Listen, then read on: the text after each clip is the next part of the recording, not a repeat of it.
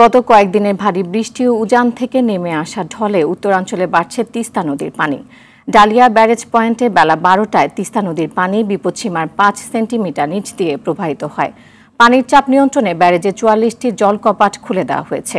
জেলার পানি উন্নয়ন বোর্ড জানায়, গতকাল থেকে ডালিয়া ব্যারেজ পয়েন্টে পানি বাড়তে শুরু করে।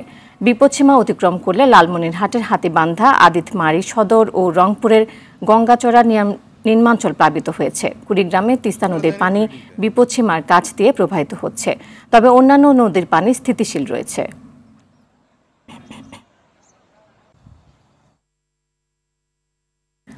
দর্শক, এই বিষয়ে আরো জানাতে নীলফামারী থেকে সরাসরি যোগ দিচ্ছেন সহকর্মী হাসান রাব্বি। আর রাব্বি, বিভিন্ন নদ নদীর পানি বাড়ায় বন্যার আশঙ্কা রয়েছে কিনা, এছাড়া বন্যা পূর্বাভাস কেন্দ্র এই বিষয়ে কি বলছেন জানাবেন আমাদের।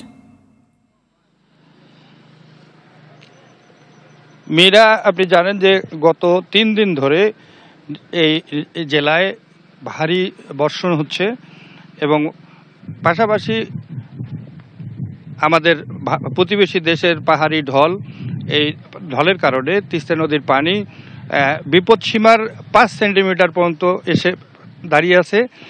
এখন পানি উন্নয়ন বোর্ড যেটা বলছে সেটা হলো যে তারা বলছে যে যদি পানি বিপদসীমা ক্রস করে তাহলে এর নিম্নাঞ্চলগুলো প্লাবিত হবে।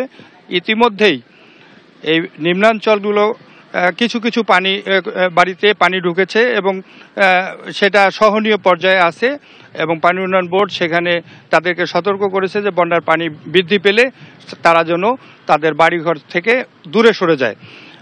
ডিমলা উপজেলা নির্বাহী কর্মকর্তা এবং ত্রাণ কর্মকর্তা সহ সংশ্লিষ্ট ইউনিয়নের চেয়ারম্যানদের নিয়ে নৌকা যোগে নদীর ওপারে গিয়ে মানুষকে সতর্ক করেছে এবং মানুষের দুর্দশা দেখার জন্য আজ সকালে ইউনো উম্মে সালমা সেখানে যায় এবং তিনি আমাদের জানিয়েছেন যে এখনো পর্যন্ত বাড়িঘরে সেভাবে পানি আসেনি।